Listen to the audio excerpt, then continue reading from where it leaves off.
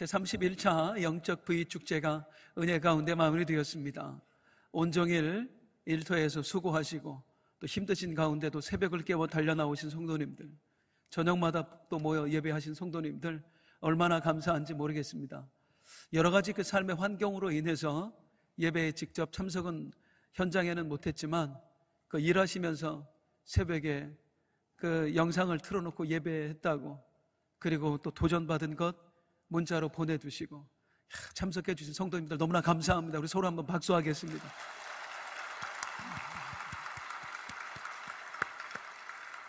그리고 봉사자의 우리 찬양팀, 또 예배팀, 방송팀 이렇게 또 섬겨주신 분들 얼마나 감사한지. 그리고 새벽에 사실 좀 춥잖아요. 그 추운 시간에 나와서 우리 총남전도 회원들 주차봉사로 섬겨주신 거 정말 감사드립니다. 이번에 우리 빛나교회 성회 역사상 역대급으로 식사를 많이 하고 가셨다고.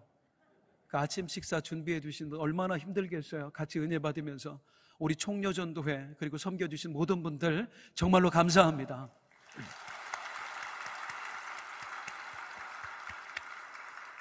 무엇보다도 우리 다음 세대들 막 감동 아니었나요? 그 어린 아이들이, 천사 같은 아이들이 나와서 새벽에 함께 찬송하고, 어떤 애 보니까 잠이 덜 깨가지고 앞에서 껌 씹고 있고. 그런데 우리가 12번을 나와야, 전체 한 번도 안 빼놓고 나오면 12번이거든요. 그러면 이제 아이들 용돈 주기로, 이 용돈을 오해하시는데 그냥 썰어주는 게 아니라 미션 시드, 너희들 이거 가지고 가서 네 전도 대상자한테 밥 사 먹여가면서 전도해라, 그걸로 주는 거예요. 그런데 이 미션 시드 받을 대상자들이 무려 155명입니다. 한 번도 안 빠진 애들이. 야, 우리 교회 소망 있습니다. 박수 한번. 예.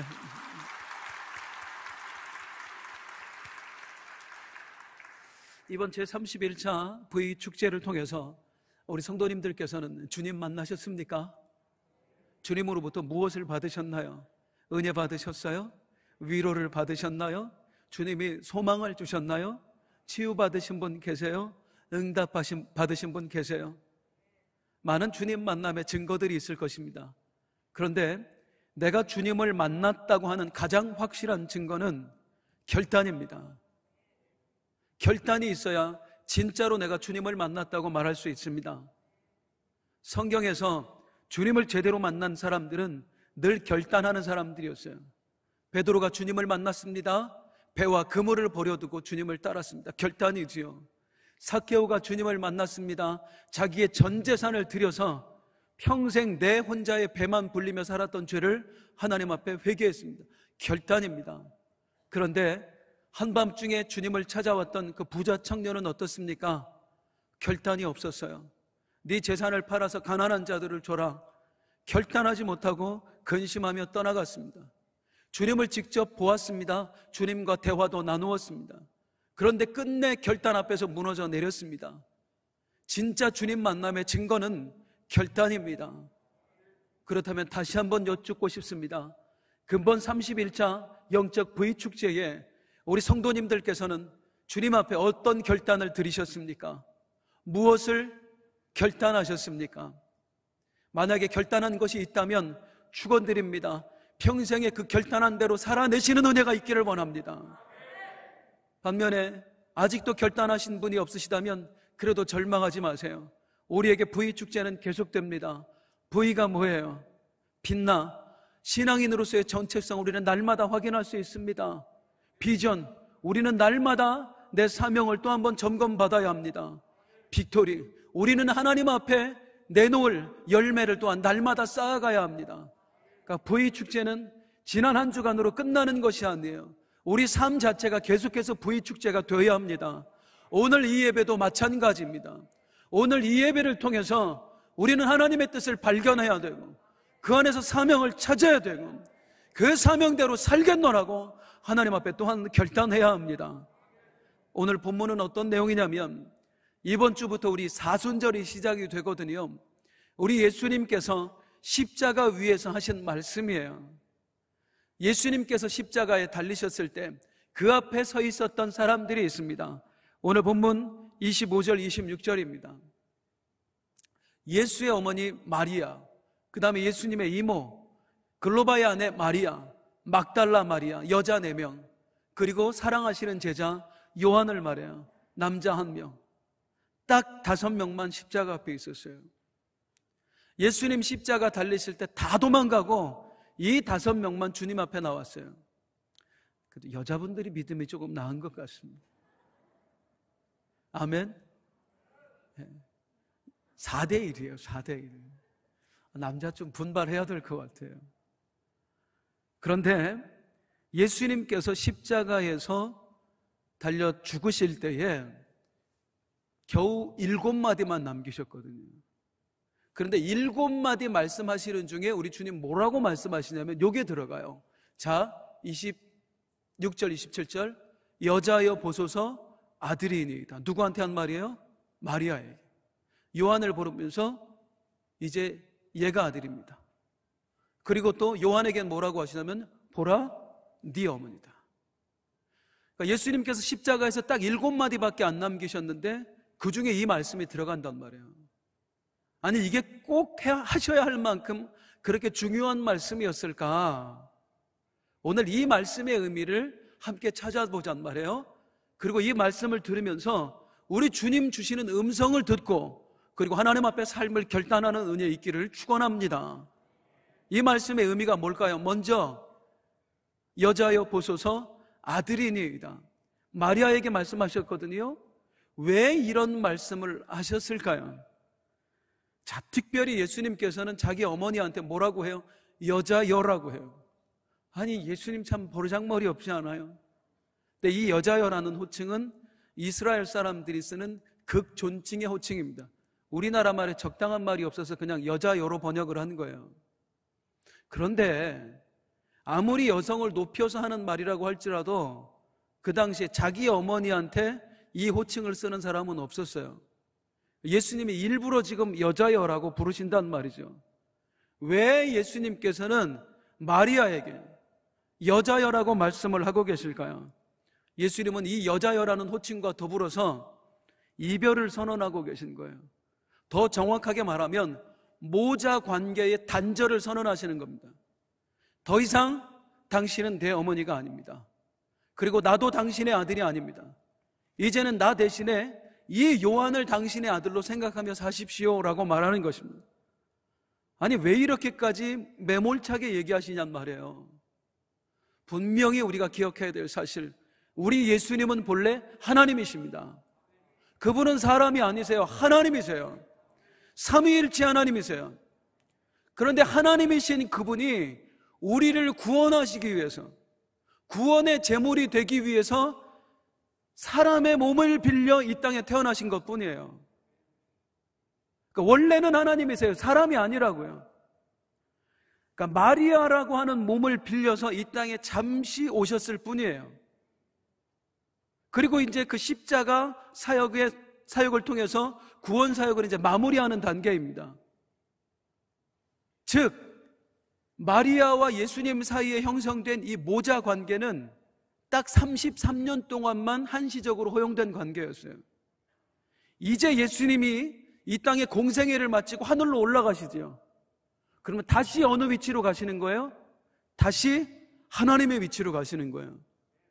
더 이상 엄마와 아들의 관계가 아니라 이제 예수님이 하늘로 올려지는 그 순간 다시 하나님과 사람의 관계로, 창조주와 피조물의 관계로 돌아가시는 겁니다. 아니 그렇다고 할지라도 그래도 자기 어머니였는데 굳이 이렇게 매몰차게까지 얘기할 필요가 있었을까? 우리가 성경을 보다가 가끔 놓치는 사실이 있습니다. 그게 뭐냐면 마리아도 구원받아야 하는 사람이라는 거예요. 마리아도. 무슨 말이냐? 이 세상 모든 사람들은 태어날 때 다 죄인으로 태어납니다. 살다가 죄인이 되는 게 아니라 아예 태어나는 그 순간부터 죄인으로 태어나는 것입니다. 이 죄인이 구원받을 길은 딱 하나밖에 없어요. 예수 그리스도를 내 구주로 영접하는 것입니다. 그분을 믿는 거예요. 이 예수님 외에 천하에 구원받을 만한 이름이 없다. 전혀 구원받을 길은 없습니다. 오직 예수님을 믿어야만 구원받습니다. 모든 사람은 죄인이에요. 이 모든 사람 안에 누가 포함이 되는 거죠? 마리아도 포함이 되는 겁니다. 그러니까 마리아가 성모라는 이름에 우리가 속으면 안 돼요. 그 마리아가 누구보다도 거룩했기 때문에, 죄가 없었기 때문에 예수님께서 그 몸에 잉태되신 게 아니에요. 그냥 똑같은 죄인이에요. 그러니까 마리아가 아니라도 어떤 여자라도 하나님이 선택하면 예수님을 잉태할 수 있었던 거예요. 죄인이에요. 그래서 천사가 마리아에게 예수님을 잉태할 것을 말하면서 뭐라고 얘기합니까? 은혜 받은 자여라고 말하죠. 네가 자격이 있어서 메시아를 잉태하는 게 아니다. 너도 똑같은 죄인이다. 그런데 하나님이 너를 선택하셨기 때문에, 그래서 네가 예수를 잉태하게 된 것이다. 여기서 중요한 건 뭐예요? 마리아도 죄인이라는 것입니다. 다시 말하면 마리아가 구원받기 위해서는 어떻게 해야 되죠? 똑같아요. 예수 믿어야 구원받아요. 예수를 내 구주로 영접해야 구원받습니다. 그런데 문제가 뭐냐면, 이 땅에 살아가는 모든 사람들 중에 예수님을 구주로 영접하기 가장 힘든 사람이 마리아라는 거예요. 왜? 내 뱃속으로 나왔거든요. 그러니까 하나님으로부터 응답은 받았어요. 천사의 음성은 들었어요. 내 뱃속에 들어있는 아이가 메시아라는 걸 알아요. 알지만 내가 배 아파 낳았잖아요. 그리고 33년 동안 내 아들로 키웠잖아요. 어떤 때 볼 때는 하나님의 아들인 것 같지만, 또 어떤 때 볼 때는 거의 대부분의 시간이 그냥 내 아들로 느껴지는 거예요. 내 아들로. 정말 그랬습니까? 정말 그랬습니다. 예수님이 공생애 하면서 수많은 기적을 베푸셨습니다. 그때에 어떤 일이 있었느냐면, 예수님의 가족들이, 야, 드디어 예수가 미쳤다. 그래서 예수님을 잡으러 와요. 가족들이 예수님을, 저기에 지금 미쳤다, 그래서 하나님의 아들이라고 그러고 다닌다 하면서 잡으러 오는데, 그 장면을 한번 볼게요. 마가복음 3장 31절 32절에 보면, 그때 예수의 어머니와 동생들이 와서 밖에 서서 사람을 보내어 예수를 부르니, 잡으러 온 사람 중에 누가 있어요? 마리아도 잡으러 왔어요. 내 아들 미쳤다고. 그러니까 예수님이, 무리가 예수를 둘러 앉아 있다가 여짜오되, 선생님, 예수님 지금 어머니하고 동생들이 와서 찾는데요, 밖에 오셨는데요. 그러니까 예수님이 뭐라고 얘기하냐면, 33절에 35절 대답하시되, 누가 내 어머니고 내 동생이냐? 저들을 내 가족이라고 하지 말아라. 그러면서 둘러 앉은 자들을 보시며 이르시되, 내 어머니와 내 동생들을 보라. 내 진짜 가족은, 영적 가족을 얘기하는 거예요. 내 영적인 가족이 될 수 있는 사람은 나를 영접하는 사람뿐이다. 나를 구주로 믿는 사람뿐이다. 그게 누구든지 하나님의 뜻대로 행하는 자. 나를 믿는 사람만, 나를 구주로 영접하는 사람만 내 형제요, 내 자매요, 내 어머니, 내 가족이 될 수 있는 거다. 그런데 저기 지금 저 밖에 나를 잡으러 온 우리 어머니 그리고 동생들은 나를 안 믿는다, 이거. 그러니까 마리아가 어떤 때는 하나님의 아들 같아. 그런데 어떨 때는 이 예수가 내 아들로만 느껴져요. 거의 대부분의 시간이 그냥 내 아들처럼 느껴지는 거예요. 10달 동안 배고 있었잖아요. 내 배 아파서 낳았잖아요. 그 어릴 때 기저귀 다 내가 갈아줬잖아요. 그러니까 내 아들처럼 느껴지는 거예요. 그냥 불쌍하게 십자가에서 죽는데도 우리 인류를 위해서 죽는 것처럼 보이는 게 아니라 내 아들이 죽는 거예요, 지금. 처절하게. 자, 우리 예수님께서는 이 십자가의 죽음을 통해서 당신의 구원 사역을 이제 완성하실 겁니다. 3일 후에 부활하실 거고 이제 하늘로 올라가실 거예요. 그러면 마리아에게 복음을 전할 기회는 지금이에요. 당신도 나를 믿어야 됩니다. 나를 낳았다는 것으로 구원을 받을 수 있는 게 아니라 내가 메시아라는 사실을 믿어야 됩니다. 그래서 지금 모자 관계의 단절을 선언하시는 겁니다. 어머니가 아니라 여자요. 여자요. 이것도 증거예요. 왜 여자여라고 불렀을까요? 이스라엘 사람들은, 당시 유대인들은 메시아를 어떻게 믿었느냐면, 메시아의 호칭이 크게 두 가지. 하나는 아브라함과 다윗의 자손이에요. 또 하나 메시아의 호칭이 뭐냐면 창세기 3장 15절에 나오는 여자의 후손입니다. 하나님께서 약속하셨거든요. 장차 이 땅을 구원할 메시아, 여자의 후손을 보내겠다. 그 여자의 후손으로 오신 분이 예수님이세요. 예수님에게는 육신의 아버지는 없잖아요. 하나님이 아버지시니까. 어머니는, 육신의 어머니는 마리아 한 사람밖에 없어요. 엄마밖에 없다고. 그래서 여자의 후손인 거예요. 이 여자의 후손이 이제 십자가에 달렸어요. 죽으세요. 그게 마귀가 여자의 후손의 발꿈치를 상하게 하는 일이에요. 그런데 여기서 구원의 길을 여세요. 그게 여자의 후손 메시아가 마귀의 머리를 깨트리는 일이에요.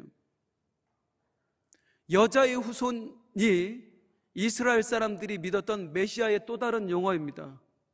그래서 여자여라고 부르는 거예요. 당신은 내 어머니가 아닙니다. 하나님께서 메시아로 약속하셨던 그 여자의 후손, 여자의 후손을 낳을 그 여자, 그게 당신입니다. 그러니까 더 이상 자꾸 육신의 정에 매여서 나를 아들로만 보지 마세요. 나는 이 땅에 구원자로 왔습니다. 그러니 이제 그만 어머니의 위치에서 내려오시고 여자로 돌아가세요. 그래야지만 당신도 구원받을 수 있습니다. 버르장머리가 없거나 매몰차거나 한 것이 아니라 마리아의 영혼을 사랑하신 거예요. 하나님이시란 말이에요. 창조주. 마리아를 구원하고 싶으셔서 여자여라고 부른 거예요. 여기서 우리가 정말 마음에 새겨야 될 한 가지 뭐냐면 바로 구원의 중요성입니다. 믿으시면 아멘. 이 세상 모든 사람들은 구원받아야 합니다. 구원받을 길은 오직 예수를 믿는 것밖에 없습니다. 우리의 신분이나 어떤 위치나 우리의 공로가 우리의 구원을 보장해 주질 않아요. 내가 예수를 낳고 길렀다고 해서 구원받을 수 있는 게 아니에요. 마리아도 예수님을 믿어야 구원받아요. 우리도 마찬가지입니다.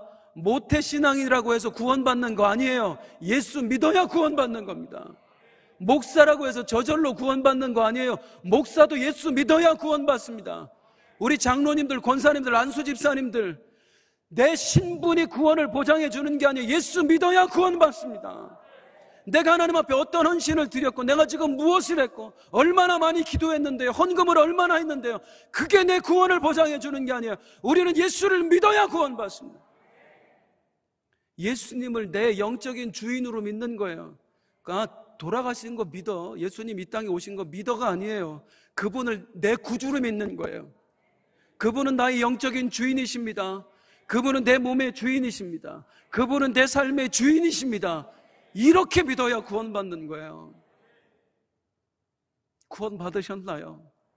확신하시나요? 저는 4살 때부터 교회를 다녔습니다. 제가 자발적으로 교회를 간 것은 아니죠. 우리 어머니가 그때부터 교회를 다니셨기 때문에 제가 교회를 나갔습니다. 저는 그 이후에 장성해지기까지 주일을 한 번도 빼먹은 적이 없습니다.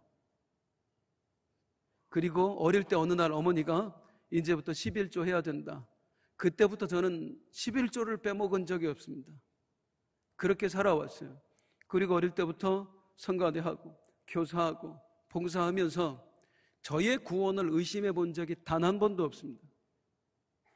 단 한 번도. 이제 제가 좀 부끄러운 이야기를 드려야 될 것 같아요. 제가 고3 때에 우리 안산빛나교회가 이제 개척을 했습니다. 그러면서 이제 같이 우리 안산빛나교회 우리 부모님과 또 우리 신유석 장로님 4분 가족들과 함께 시작을 하게 되었지요. 그러는 가운데 이제 우리 교회에서 쭉 자라오는 중에 제가 좀 못됐어요. 신학을 2번을 때려쳤습니다. 이게 참 그런 인간이에요, 제가. 그러다가 여러 가지 사정으로 신학을 그만두고 이제 안산을 떠나서 천안이라는 곳에 가서 살았습니다. 한 3년 조금 넘게 살았어요. 그런데 제가 둘째 아이를 낳았을 때에 그때 IMF가 이 땅에 찾아왔어요. 얼마나 어려웠나 몰라요. 지금 많이들 어려우시죠? 참 그때도 어려웠어요. 돈이 없는 거예요. 이 둘째가 태어났는데 분유 살 돈이 없는 거예요. 어느 날 주일날 아침이었습니다. 이제 분유가 떨어졌다운. 그래서 분유를 사러 슈퍼에 갔는데 분유도 등급이 있잖아요. 우리 어머니들 좋은 거 있고 좀 나쁜 거 있고. 우리 애가 장이 안 좋았어요. 그래서 나쁜 걸 먹이면 늘 설사를 하는 거예요. 계속 설사를 하는 거예요. 좋은 걸 먹여야 되는데 돈이 없었어요. 그래서 제일 싼 분유를 샀습니다. 그리고 딱 1,000원 남았어요. 그 1,000원이 저희 4가족의 전 재산이었습니다. 이걸 아침에 와서 아이 분유를 먹이고 4식구가 함께 집 앞에 있는 교회를 간 겁니다. 이 교회가 한 가지 문제가 있어요. 헌금 바구니가 쟁반이야. 다 보여요. 누가 얼마 했는지. 나쁜 교회예요. 나쁜 교회 아주. 바구니 돌린다고 뭐라고 하세요? 쟁반으로 바꿀지도 몰라요. 쟁반이잖아요. 그 10,000원짜리 있고 뭐 5,000원짜리도 하나씩 있고. 야, 내 식구 가서 1,000원짜리 내는데 얼굴이 화끈화끈거리더라고요. 그 다음 주에 너무 창피해서 못 갔어요. 헌금이 없었거든요. 헌금이 없어서 교회를 못 갔어요. 처음으로. 그랬더니 신방을 오겠다는 거예요. 여전도사님한테 전화 왔어요. 목사님이 신방 오신대. 야, 배운 게 있잖아요. 어릴 때부터. 목사님 신방 오신다니까 식사든 뭐든 해야 되는데 돈이 하나도 없었거든요. 식사 대접은 못 하겠고 여기저기 돈 빌려가지고 과일 몇 개 샀습니다. 그게 우리가 해드릴 수 있는 전부였어요. 그 과일을 깎아놓고 이제 같이 예배를 드린 거예요. 좀 이따 보니까 우리 전도사님, 여전도사님이 이제 이해하고 들으셔야 돼요. 여기서 오해하시면 안 돼요. 여전도사님이 우리 아내를 데려다가 뭐라고 혼을 내고 있는 거예요. 그래서 나중에 왜 뭐를 말씀하셨느냐 했더니 전도사님이 미리 얘기했대. 신방 받을 때는 신방 감사헌금 준비하는 거라고. 안 해도 됩니다. 하면 좋습니다만 정해지지 않았습니다. 근데 그분은 그걸 가르쳐주고 싶었나 봐요. 복받게 해주고 싶었나 봐요. 그런데 우리 돈 없었거든요. 이 과일 사는 것도 빌려서 한 거니 아무것도 없었어요. 그런데 신방 감사헌금 안 했다고 이 젊은 안악을 혼낸 거야. 그 소리를 듣는데요, 화가 치밀어 올리는데, 와, 내 입에서 그런 여러 가지 말이 나올 줄은 몰랐어요. 제가 다 못할 것 같아요. 여기서는. 그 다음 주부터 교회 아예 안 갔습니다. 저런 건 전도사도 아니야. 저런 건 목사도 아니야. 저런 건 교회도 아니야. 한 1년 가까이를 안 갔어요. 아예. 나중에는 뭐냐면 기독교 비판자가 되어버렸어요. 제가. 목사들 다 나쁜 놈이다. 뭐 하다가 예수님도 정말 있을까? 그렇게 한 10개월 정도를 보내는 어느 날 제 자신의 모습을 보고 깜짝 놀란 겁니다. 내가 교회를 안 가고 있는 거예요. 한 번도 교회를 빠져본 적이 없어요. 11조를 빼먹어 본 적이 없어요. 그런 내가 지금 교회를 안 가고 있는 거예요. 시험 들어서. 안 가는 정도가 아니라 하나님도 없을 거라고 생각을 하고 있는 거죠. 이야, 지금까지 가졌던 내 믿음이 진짜 믿음이 아니더라고. 시험 앞에서 낱낱이 드러나더라고요. 그래서 여러분, 시험이 오면 감사해야 됩니다. 우리가 진짜 믿음인지 우리는 사실 몰라요.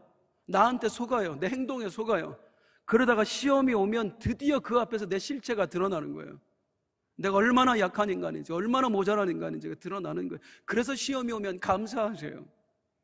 그리고 뿐만 아니라 날마다 말씀 앞에서 나를 들여다봐야 됩니다. 나는 지금 정말로 믿는 사람인가? 예수님이 내 주인 되어 계시는가? 나는 정말 그분을 구주로 믿고 살아가고 있는가? 끊임없이 내 신앙을 점검받아야 돼요. 말씀 앞에서. 다시 묻겠습니다. 이 대답하기가 좀 곤란해지셨지요. 정말로 예수님을 믿으십니까? 아멘, 아멘. 우리는 예수 믿어야 구원받습니다. 그래서 여자여 보소서예요. 나 믿으라고. 이제 내 어머니 하지 말고 여자로 돌아가서 나를 믿으라고. 이게 여자여 보소서의 뜻이에요. 이제 두 번째, 이제 요한에게 하셨던 말씀, 보라 내 어머니라. 왜 요한에게 이 말씀을 하셨을까? 요한아, 네 어머니야. 첫 번째는 뭐냐면 말 그대로, 액면 그대로입니다. 어머니의 봉양을 부탁을 한 거예요. 말씀은 당신하고 나하고는 이제 더 이상 모자 관계가 아닙니다 했지만 우리 예수님 사랑의 예수님이잖아요. 이 앞에서, 아들의 죽음 앞에서 절규하고 있는 엄마가 이게 걱정이 되는 거예요. 야, 저 슬픔을 가지고, 이 상처를 가지고 그냥 죽는 것도 아니에요. 세상에서 가장 처절한 모습으로 지금 죽고 있어요. 그 모습을 본 엄마가 그 트라우마와 그 상처를 안고 앞으로 어떻게 살아가느냐고. 그래서 요한에게 부탁을 하는 겁니다. 보라, 내 어머니라. 네가 나 대신 이 마리아 좀 섬겨다오, 돌봐다오. 그렇게 부탁을 하는 거예요. 그런데 여기서 한 가지 퀴즈. 왜 요한에게 부탁을 하셨을까? 왜 요한에게? 요한밖에 없었어요. 여기에 부탁할 사람이 요한밖에 없어요. 다 도망가고 아무도 없는 거예요. 요한밖에 없는 거예요. 사랑하는 성도님들, 이게 축복이 아닐까 싶어요. 어떤 거? 주님이 부탁할 대상이 나밖에 없다는 거. 다른 제자들은 다 그 자리에서 도망가고 없고 나만 있어. 그러니까 주님의 부탁을 받아들일 수 있는 사람은 나밖에 없어. 이게 얼마나 큰 축복이에요. 내가 이 자리에 있다는 게. 우리가 힘든 부탁일수록 누구한테 하죠? 내가 가장 믿을 만한 사람한테 해요. 내 마음을 잘 이해해 줄 사람한테 해요. 그런데 모든 제자를 통틀어서 그게 요한이야. 왜? 다 도망갔는데 얘만 있잖아요. 주님이 가장 믿을 만한 제자인 거예요. 그 제자에게 힘든 일을 부탁을 하는 것입니다. 때로 우리가 주님 앞에 주님이 나에게 감동을 주시고 주님이 나에게 무언가를 맡겨주시면 우리가 주님을 원망해요. 왜 나예요? 이 세상에 하고 많은 사람 다 놔두고 왜 나예요? 왜 내가 목사해야 돼요? 왜 내가 지역장 해야 되죠? 왜 내가 목장장 해야 되죠? 그게 복이라니까요. 다른 사람들에게도 똑같이 감동 주셨는데 다 피해버린 거예요. 나만 주님의 음성을 듣고 거기에 마음 아파하는 거예요. 해야 될 것 같은데, 뭔가 내가 주님을 위해서 섬겨야 될 것 같은데, 이게 축복인 줄로 믿습니다. 보라 내 어머니라. 보라 내 어머니라. 두 번째, 이게 무슨 의미냐면 주님이 주시는 위로입니다. 위로. 먼저는 마리아를 위로하는 거예요. 지금 떠나보내. 모자 관계도 단절이 됐어. 어쩌면 서운할 수 있잖아요. 그 마리아에게 주님 말씀하시는 거예요. 행동으로 말씀하시는 거예요. 나는 당신의 수고를 잊지 않습니다. 이제 네 어머니로 생각하고 나 대신 좀 돌봐줘. 이 행동을 통해서 당신의 그 헌신을 내가 영원히 기억하겠습니다. 당신이 세상 사람들에게 부정한 년이라고 손가락질 받고 그 돌팔매질 받을 상황 속에서도 나를 베고도 기뻐했던 그것을 나는 잊지 않습니다. 10달 동안 배 아파 나를 낳은 것 잊지 않습니다. 당신이 지금까지 최선을 다해서 사랑으로 나를 섬겨온 것, 그 헌신 나는 잊지 않겠습니다. 요한에게 부탁을 하면서 위로하는 거예요. 보여주는 거예요. 시편 112편에 보면 6절에 이렇게 말씀합니다. 의인은 영원히 기억되리라. 우리가 하나님 앞에 헌신하잖아요. 우리가 하나님 앞에 드려져 살잖아요. 우리가 하나님의 뜻을 맞춰 드리잖아요. 하나님께서는 그 우리의 헌신을 영원히 기억하신대요. 성경을 보면 놀라운 게 뭐냐면 이 믿는 사람들한테 하시는 이야기가 너의 죄는 나에게서 영원히 기억되지 아니하리라. 우리의 죄는 영원히 잊어버리신 하나님이 우리가 하나님 앞에 드린 헌신은, 우리가 하나님 앞에 보여드린 믿음은 영원히 기억해 주신 이 하나님이 내 하나님입니다. 우리는 누가 나 잘못한 것만 기억하거든요. 그런데 주님은 우리와 정반대세요. 당신에게 잘못한 건 다 잊어버리시고 우리가 당신에게 잘한 것만 기억해 주시니 이 주님을 위해 살아야 될 이유가 충분하지 않겠습니까? 또한 보라 내 어머니라, 이거는 요한을 향한 위로입니다. 요한을 위로하시는 거예요. 무슨 말이냐? 요한은 솔직히 지금 마음이 너무너무 불편합니다.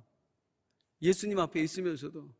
왜 불편하냐면 도망갔다 왔거든요. 요한이 도망을 안 친 게 아니에요.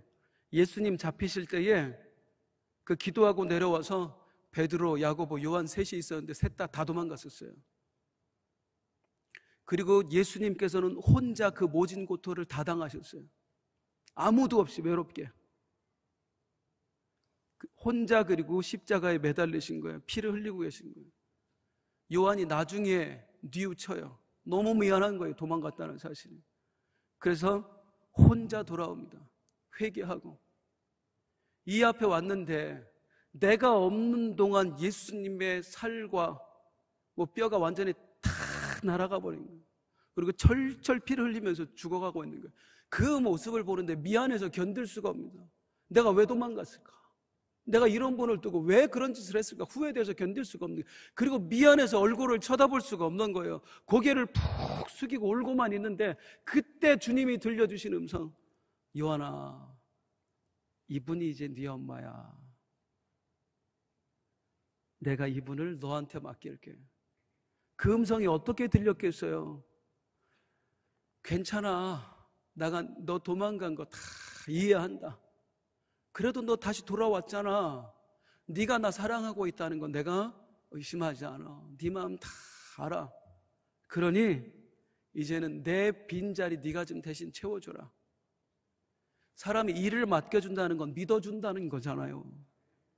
요한아, 네 어머니라 하는 순간 그 미안했던 요한이 위로를 받는 거예요. 아, 주님이 나를 용서해 주셨구나. 주님이 나를 다시 받아주셨구나. 우리 주님께서 누군가를 용서하실 때에 이런 방법을 가끔 사용하셨습니다. 베드로도 도망갔지요. 도망간 것뿐만 아니라 3번이나 예수님을 부인했잖아요. 그 다음에 예수님 부활하셨다는 소식을 들었어요. 부활하신 예수님이 찾아왔어요. 그런데 베드로 어떻게 했지요? 도망가요. 갈릴리 바닷가로 도망가요. 왜? 염치가 없는 거예요. 미안해서 예수님 곁에 머물 수가 없는 거예요. 나같이 나쁜 놈, 이 배신자, 내가 어떻게 주님 곁에 머물러 있을 수 있느냐고. 그래서 갈릴리 바닷가에 밤새 의욕도 없어요. 그냥 그물 내려놓고 그냥 멍하니 있는 거야. 그때 그 갈릴리 바닷가 주님 찾아오셨지요. 요한이 툭 치면서 야 예수님 같아. 그 말 듣자마자 그냥 바다에 뛰어들어가서 막 헤엄쳐 주님 앞에 가. 그리고 주님 앞에 딱 섰는데 막상 서고 보니까 할 말이 없어서 가만히 있어요. 성경을 보다 얼마나 그 장면을 보고 울었는지. 우리 주님 뭐라고 하셨는지 아세요? 베드로한테 밥은 먹었냐? 밥은 먹었냐? 보니까 옆에 고기랑 구워놨어. 이리 와, 나랑 같이 가서 밥 먹자. 그냥 미안해서 얼굴도 못 뜨고 그냥 이게 입으로 넘어가는지 코로 넘어가는지 알겠습니까? 그런 상황에서 그 미안해하는 베드로에게 주님이 들려주셨던 음성이 요한의 아들 시몬아, 베드로야, 네가 나를 사랑하느냐? 그럼요 주님, 그럼요, 제가 주님 아직도 사랑합니다. 그러면 내 양을 먹여라. 아멘 아멘, 제가 그렇게 할게요. 주님, 제가 그렇게 할게요. 한 번으로 안 그치죠. 3번이나 얘기하시죠. 왜 3번이에요? 베드로가 3번 부인했으니까 3번 용서하는 걸 보여주는 거예요. 내 양을 먹이라. 그 순간에 베드로가 깨달아요. 우리 주님이 나를 용서하셨구나. 나를 용서하셨구나. 요한에게, 주님을 버리고 도망갔던 것 때문에 너무 미안해하는 요한에게 주님이 위로 주시네요. 보라, 내 어머니라. 우리에게 주님이 맡기신 사명이 뭐냐면 나를 믿으신다는 거예요. 나에게 사명을, 감동을 주신다는 것은 때로는 어려운 부탁을 하시는 이유가 뭐냐면 내 과거를 이미 용서했다는 증거로 보여주시는 거예요. 내가 주님의 사람이 되었으니까 주님의 음성이 들리지요. 주님의 요구가 들려지지요. 이미 부담으로 갖는 것이 아니라 하나님 주시는 사랑으로 받으시기를 축원드립니다. 자, 그런데 여기서 한 가지 이상한 게 있어요. 왜 요한에게 부탁하셨을까? 아니, 다른 제자들이 없으니까. 아니, 그게 아니고 마리아에게는 예수님 말고도 다른 아들들이 있어요. 많이 있었어요. 이 신약성경 야고보서를 쓴 야고보 장로가 마리아의 아들이에요. 요한에게 굳이 부탁할 일이 없습니다. 다른 아들들이 있으니까. 그런데 왜 요한에게 어머니의 미래를 봉양을 하는 걸 부탁을 드렸을까요? 이제 그 이유를 말씀드리겠습니다. 요한에게 마리아를 부탁하신 이유, 결론, 해답부터 알려드릴게요. 교회를 위해서였습니다. 더 정확히는 초대교회를 위해서였습니다. 무슨 말씀이냐? 교회라는 것은 이 건물을 이야기하는 게 아닙니다. 교회는 하나님을 믿고 하나님의 가족이 된 사람들이 교회입니다. 우리가 하나님의 자녀 되었습니다. 할렐루야. 우리 한 사람 한 사람이 교회예요. 우리 한 사람 한 사람. 그리고 우리가 모이면 교회 공동체가 되는 거예요. 이 교회들을 위해서 요한에게 어머니를 부탁하셨습니다. 그게 무슨 상관이길래요 도대체? 예수님께서 생각하시기에 장차 초대교회를 지켜나가는 일에 있어서, 초대교회를 세워나가는 일에 있어서 이 요한이 너무 필요한 거예요. 왜 필요하냐? 자, 우리가 예수님을 믿게 되었습니다. 예수님을 믿고 신앙생활 하지요. 끝까지 믿음을 지켜야 우리가 천국에 갑니다. 믿음 지키는 거 저절로 되던가요? 얼마나 마귀가 흔들어대요. 수없이 우리의 믿음이 올라갔다 내려갔다 올라갔다 내려 없어졌다가 다시 생겼다가 그러지 않아요? 우리도 그런데 초대교회 성도들은 어땠겠어요? 우리와 말할 수 없는 핍박을 받는 사람들입니다. 그 사람들은 예수 믿는다는 이유로 십자가에 못 박혀 죽었어요. 불에 태워서 죽여졌어요. 끓는 기름가마 속에 튀겨져서 죽었어요. 그 사람들은 예수 믿는다는 이유로 사자의 밥이 되었어요. 엄마와 아들이 함께 죽는 경우도 부지기수였어요. 이 핍박 가운데에 예수님을 부인하고 떠나는 사람들이 얼마나 많았는지 몰라요. 그러니까 예수만 믿었다고 되는 것이 아니라 그 믿음을 지켜주는 일도 너무나 중요한 거란 말이죠. 그러면 이 믿음 지켜주는 일을 뭘로 하느냐? 우리가 언제 믿음이 다시 생겨납니까? 주의 말씀을 들을 때입니다. 하나님의 복음이 내 심장에 담겨질 때입니다. 그때 우리가 그래 맞아, 하나님이 살아계셨지, 하나님이 나와 함께 하시지, 내가 그분의 아들이지, 말씀 속에서 깨닫는 거 아니에요? 말씀이 능력입니다. 초대교회 성도들도 마찬가지였어요. 아, 예수님이 정말 계신 거야? 우리가 이 죽을 위기에서도 그분을 믿어야 돼? 믿음을 저버리려고 하는 그 위기 앞에 말씀이 들려지는 거예요. 어떻게? 하나님 살아계십니다. 우리가 예수님과 함께 동행할 때에 어떤 일들이 있었는 줄 아세요? 예수님이 이런 기적을 행하셨습니다. 예수님이 이런 역사를 베푸셨습니다. 주님께서 이런 말씀도 남기셨습니다. 끝까지 견디는 자는 구원을 얻으리라 주님이 말씀하셨습니다. 그리고 주님의 십자가를 이야기를 해주는 거예요. 당신들이 당하는 그 고통, 그 어려움, 주님이 이미 다 당하신 것입니다. 이미 주님께서도 십자가 고통을 당하셨습니다. 그런데 그 고통을 이기시고 주님이 부활하셨습니다. 우리도 다시 살 수 있습니다. 우리도 천국으로 부활할 것입니다. 이 복음을 전할 때 다시 가슴에 이 막 방망이 치면서 믿음이 샘솟아 오르는 거예요. 그 역할을 누가 감당했느냐? 예수님의 제자들이 감당했습니다. 직접 예수님과 함께 했던 사람들, 예수님의 음성을 들었던 사람들, 예수님의 역사를 목격했던 사람들, 이들이 말씀을 전하면서 초대교회 성도들이 힘을 얻는 거예요. 근데 문제가 생겼어요. 제자들이 예수님에 대해서 얘기해 줘야 되는데 예수님의 기적을 얘기하는 건 너무 쉬워. 봤으니까. 예수님의 능력 얘기하는 거 쉬워. 예수님의 하신 말씀도 전하는 거 쉬워. 아예 귀에 외여 들려졌어요. 그런데 십자가 앞에서 막혀요. 십자가를 제자들이 어떻게 생생하게 설명할 길이 없는 거예요. 왜? 다 도망갔잖아요. 십자가 앞에 아무도 없었잖아요. 예수님의 그 제자들이요, 다른 건 다 봤는데 십자가 사건을 직접 목격한 사람은 아무도 없습니다. 그러니까 우리 고통당하는 사람들에게 십자가 이야기를 해줘야 되는데 십자가에 대해서는 해줄 말이 없어요. 들은 것만 있지 본 적이 없거든요. 제가 LA에 갔을 때 그 은혜하는 교회 원로 목사님이신 김광신 목사님, 이분이 이제 우리나라 나이로 거의 90이 다 되셨거든요. 89세인가 그러세요. 작년에 소천하셨습니다.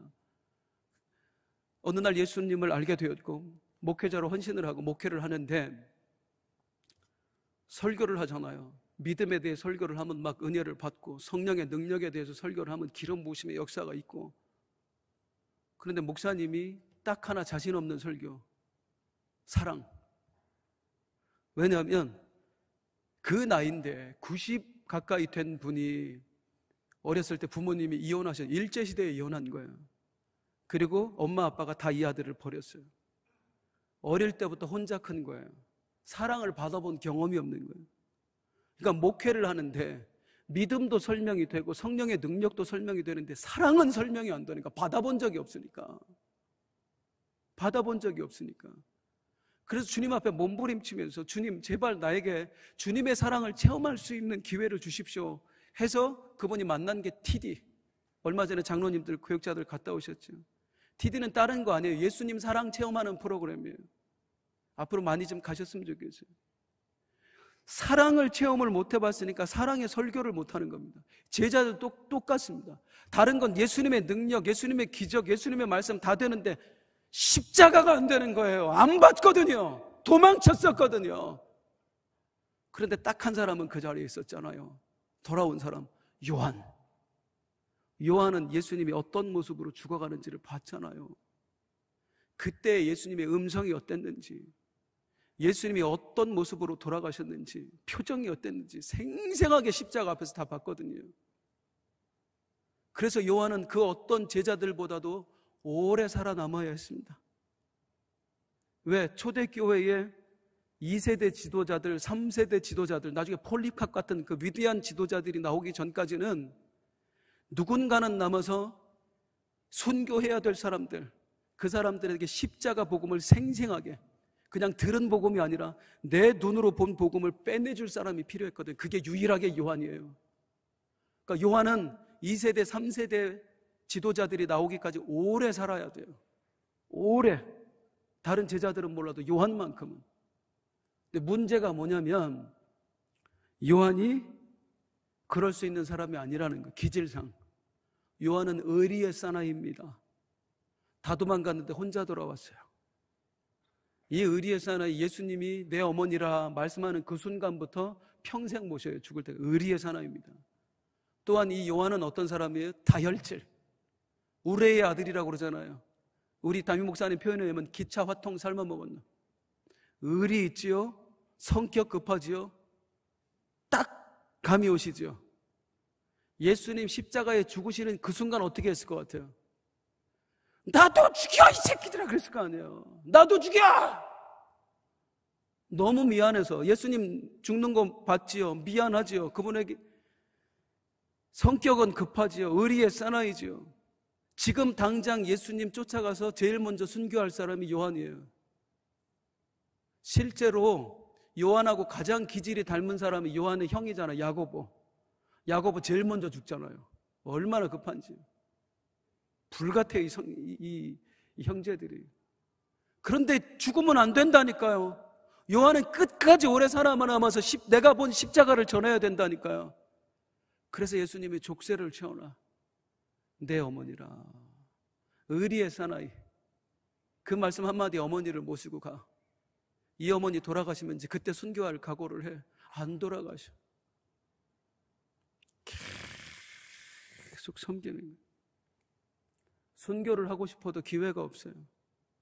베드로도 가서 복음 전하고, 도마는 아시아까지 가서 복음을 전하고, 심지어 직접 예수님의 제자가 아니었던 바울도 온 유럽을 다니면서 복음을 전할 때에 십자가를 직접 목격했던 요한 사도는요, 빌립보 교회에서 떠나지를 못해요.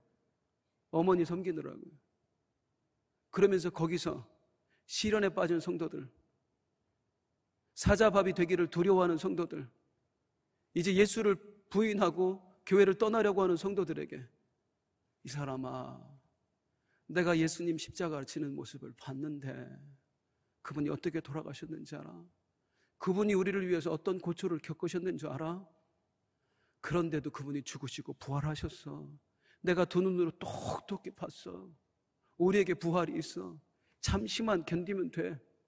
그 소리에 힘을 내고 일어서는 거예요, 초대교회 성도들이.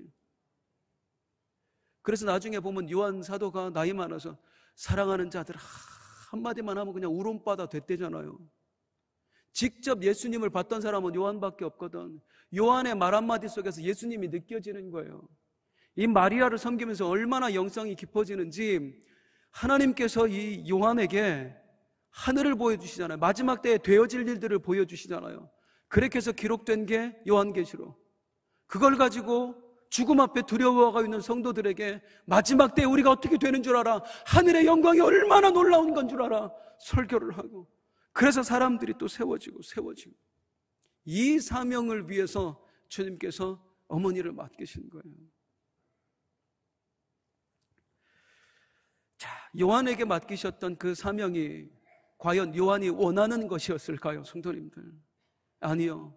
요한은 기질상 노인 모시는 거 제일 힘든 사람입니다.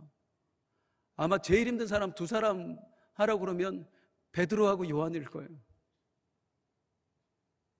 그런데 의리의 사나이라. 주님 부탁, 그것도 그냥 부탁이에요. 죽어가면서 하신 부탁이에요. 그걸 어떻게 거절해요? 그래서 그 사역 평생 감당했더니 내 성격 감추고 내 기질 감추고 평생 주님 맡기신 사역 감당했더니 초대교회 그 수만의 성도들이, 수십만의 성도들이 예수 위에 죽는 자가 되었습니다.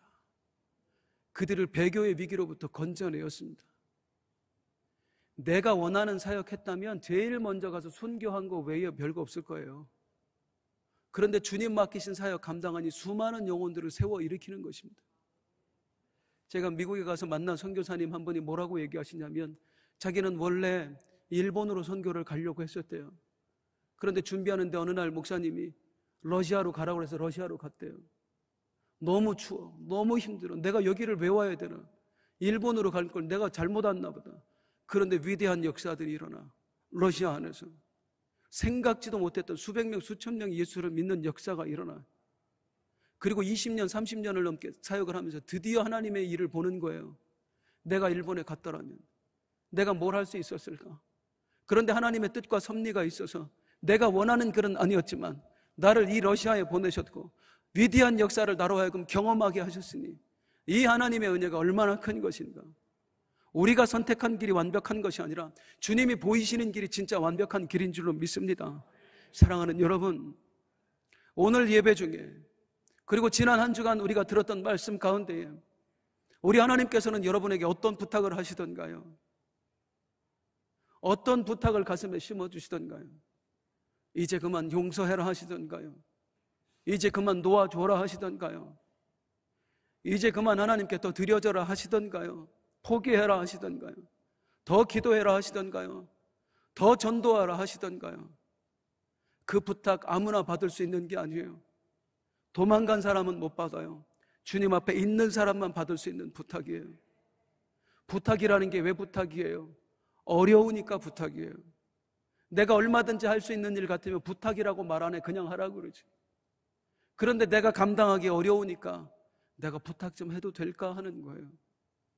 주님이 나에게 들려주신 음성, 나에게 하시는 요구, 사실은 나에게 버겁습니다. 힘겹습니다. 내가 언제까지 받아들여야 되죠? 내가 언제까지 용서해야 되죠? 내가 언제까지 하나님께 드려지며 살아야 되죠? 힘겨우니까 부탁이에요. 그런데 여기에 길이 있다니까요. 내가 선택한 곳에 길이 있는 것이 아니라 주님이 부탁하신 그곳에 길이 있다니까요. 사랑하는 성도님들, 주님께서 우리 인정해 주셨어요. 그래서 주님의 음성 듣게 하셨어요. 사랑하는 성도님들, 우리는 이미 주님의 사람이 되었어요. 내가 원하는 삶이 아니라 그분이 원하는 삶 살 수밖에 없어요. 내 남은 인생, 주여 다시 한번 결단합니다. 내가 주인 되어 살지 않겠습니다. 당신을 위해 살아가겠습니다. 이 연약한 자에게, 이 부족한 자에게 하나님 나를 사랑하셔서 믿고 당신의 일을 맡겨주시니 감사합니다. 그 감사와 결단으로 찬양하며 함께 주님 앞에 나아가겠습니다.